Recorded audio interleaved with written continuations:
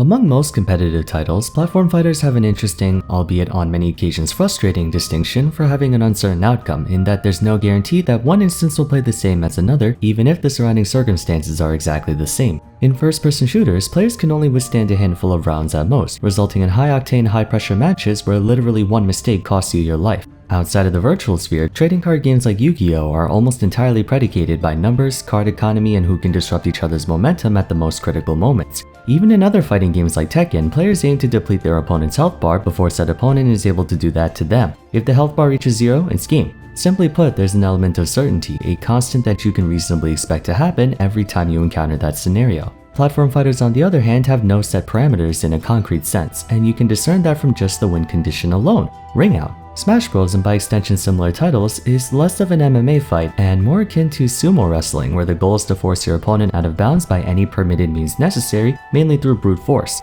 Instead of a traditional health bar, a fighter's endurance is measured in the form of a percent, where the number is essentially a multiplier for how far you get launched when struck by an attack. With this in mind, the general idea is that you'll eventually lose your stock once you reach a sufficiently high percentage, usually starting at the 130 mark, but that's not always the case. There have been many instances where players survived well past 200%, and just as many where players were knocked out below 50, in extremely rare cases even single-digit percentages, and the latter is what I plan to discuss for this video. Today, we're going to be looking into OHKO moves and whether or not their presence in some characters' movesets presents more harm than good.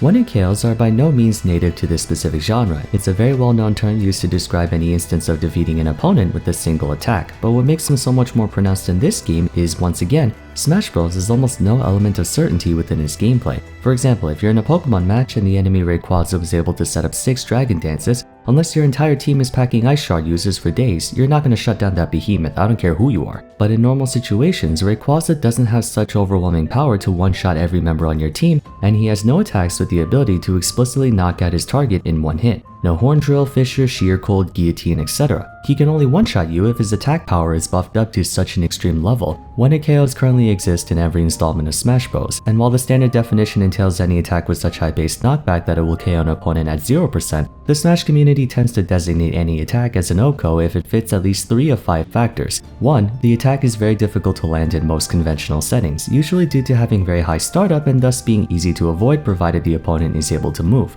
2. Missing the attack leaves them vulnerable to a heavy punish in return, granting high risk and reward factor. 3. The attack possesses enough kill power to clear the target's stock considerably earlier than most attacks barring edge cases. 4. The character is only able to perform and/or land the move once or a limited number of times and will be unable to repeat the action for either the remainder of the stock or for a long period of time.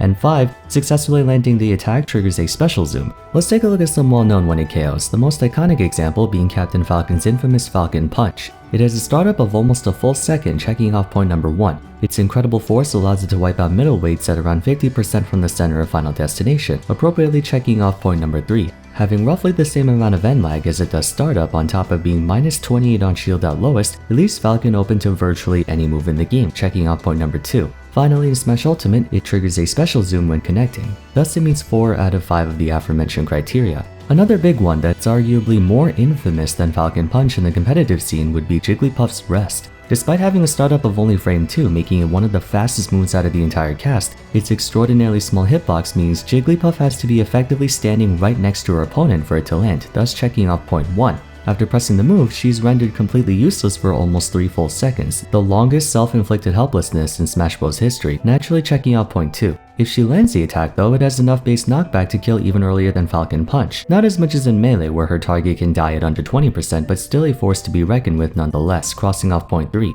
and just like Falcon Punch, his special zooms.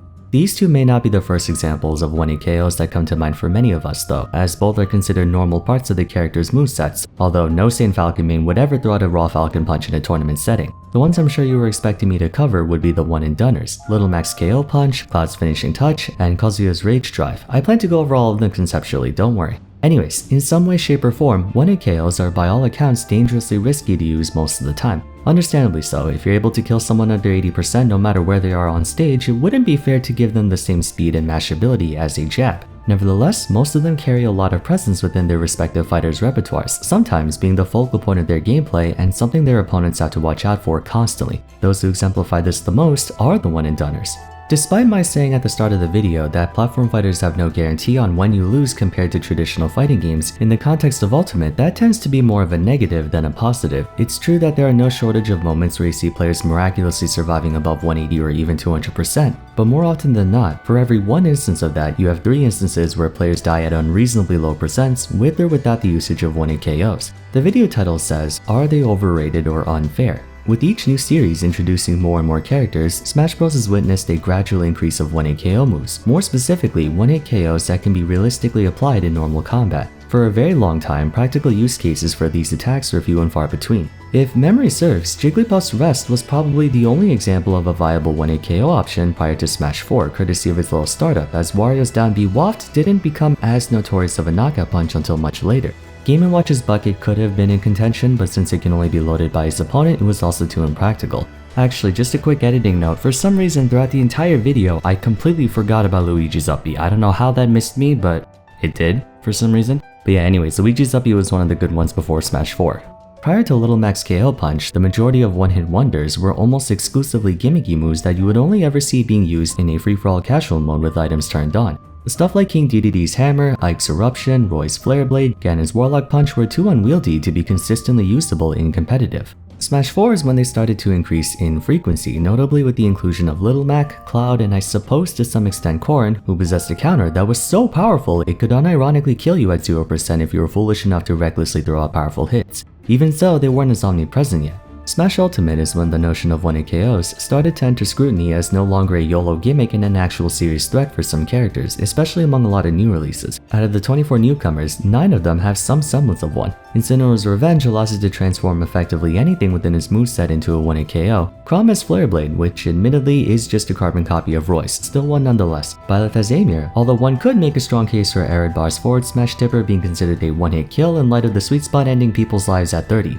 Or perhaps Sword of the Creator when being used as a spike hitbox, but we're splitting hairs at that point. Pyro's Flame Nova could potentially constitute one, Sephiroth's Giga Flare is another, and Scintilla if it catches a strong hit. Hero has way too many janky ways to one-shot you that I'm honestly not gonna even bother explaining. Terry has Power Geyser and Buster Wolf, which technically are too weak to be considered 1-hit KOs as they don't really start closing on stocks until around the 90th percentile, which is where most smash attacks would kill anyway, but they would fall in line with it. I put Steven as well on account of TNT triggering special zoom and having extremely good kill power, even though you don't see many Steves killing with it as much as their regular stuff. And finally we have Kazuya Mishima's Rage Drive. Similarly to Terry, it's not as big of a knockout punch as your standard YOLO KO move, but it's a double-digit stock ender all the same.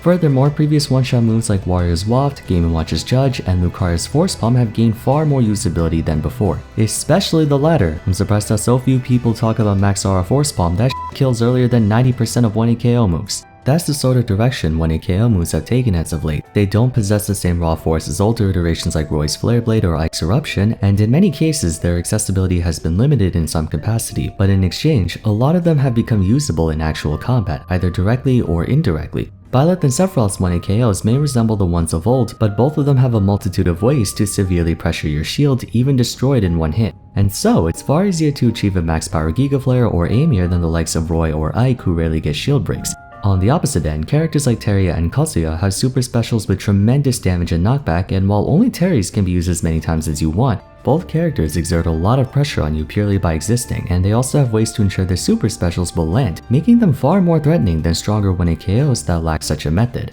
So due to a lot of newer versions requiring certain conditions to be met, typically when they're losing, 1-hit KOs have been discussed in tandem with comeback mechanics like Joker's Arsene, Sephiroth's One Wing, or Terry's Go Button, a controversial mechanic in and of itself for many reasons. And while they present a lot of implications throughout a match, the ones that really make people both afraid and exhausted are the things that actually kill you. What causes 1-hit kills to have this negative stigma attached to them may seem like a double standard at times. For those of you who've been playing this game for a while, you've likely witnessed your fair share of early stock deaths, sometimes as low as 20 to 30% without using any 1-hit kills, yet that doesn't influence a player's perception of the neutral and the game state to the same degree, and it's not just a small thing you have to be aware of. For some characters, that 1-hit KO move has everything to do with their gameplay. Take a look at this little segment on screen between Gluttony and Axiom XL. To many, this may seem funny, almost 30 seconds of Kazuya and Wario pacing back and forth, refusing to engage their opponent. But when you think about it, whoever loses the game of chicken will be punished for it severely, given that both of them are capable of racking up an insane amount of percent or outright killing off a single neutral interaction.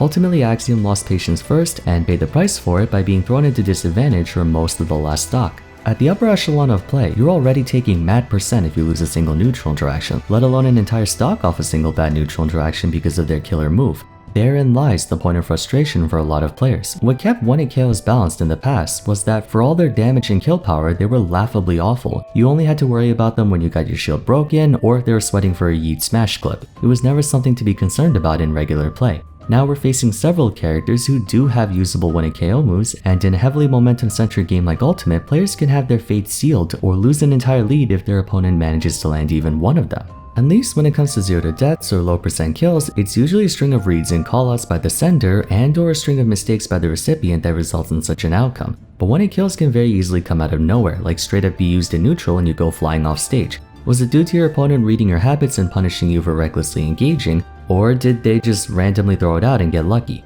No matter the surrounding context, 1-hit KO moves are disliked for their ability to artificially inflate a character's pressure enough to where it can make up for the lack of player aptitude. In other words, they're sometimes seen as dishonest moves. This is especially prevalent among the ones that can either be comboed into or are moderately safe enough to be hard to punish. Prior to version 11.0, a lot of pro players described fighting Wario as having only 2 stocks. If you were down to your last stock, all it took was a bit of percent and then an up tilt or falling up air into max power waft to finish off the remaining one. It was hyper consistent. The same goes for Cloud. Up air into finishing touch was so easy to achieve in Smash 4 thanks to how massive of a scoop hitbox Cloud's up air had. So they nerfed the consistency of that as well by taking out the starting active frame. Yet for some reason, they released DLC characters with easy low percent kill confirms galore. Pyro's down air into up smash, which technically isn't a one hit but it kills just as early, or Terry's jab jab buster wolf, Kazuya's infinite number of setups into rage drive, so on and so forth. On the flip side, it's hard to say that the existence of 1-hit KOs has that much of an impact on a character's performance as people like to criticize. Like I said earlier, low percent kills happen on the daily. You get thrown off stage and down air at 40% you die. Shield break setups are really easy to achieve for a lot of characters. Virtually the entire Smash roster has some way or several ways to annihilate your soul. Granted, they may or may not be as straightforward as memorizing button inputs or a 1-2 combo, but they still exist, and it would be equally unfair to argue that someone like Jigglypuff is a badly designed character because of rest when there are countless others with far more privilege than her. Conversely, it wouldn't be too big of an exaggeration to say that 1-hit kills were solely balanced by the fact that they were inconsistent. Now that there are consistent ones, is it possible that they're too strong now for how easy they are to achieve? Like everything, context is important. Not all 1-hit kills are equal in risk to reward. Moreover, for almost all of them, a critical point in their defense is that they don't override a fighter's weaknesses. Terry's Buster Wolf and Power Geyser drastically increases offensive pressure, but they do nothing to mitigate his subpar aerial game and poor disadvantage. Incineroar with Revenge is one of the scariest things to deal with, but it doesn't change how slow he is on the ground and in the air. Lucario at max aura is powerful enough to one-shot you below 50%, but considering he's one clean hit from death, that won't last for very long. Depending on which angle you look at it from, 1-hit KOs can be seen as a lazy attempt at making a character stronger than they have any right to be, or they add some extra spice to their gameplay, an X factor if you will. And even the so-called good ones are balanced enough to not skew their performance too much. In my personal opinion, a single move does not make or break a character, nor does it provide such an overwhelming advantage from an objective standpoint. It takes a lot more than one trick up your sleeve to find success, as evident by characters like Pikachu and Sheik, who by all accounts should have massive player bases at mid, high, and top level, but don't. You need way more privilege than just a single broken move for a character to be broken. You need a lot of broken moves, then you get Steve. Anyways, that's gonna be it for today. If you have any thoughts on 1-hit KOs of your own, feel free to share them in the comments down below. Aside from that, if you enjoyed the video, it would be awesome if you could leave a like and subscribe. Consider following me on Twitter at Vars, joining my Discord server, and checking out my other discussion videos if you haven't yet. But for now, thanks so much for watching, and I look forward to seeing you again soon. Take care.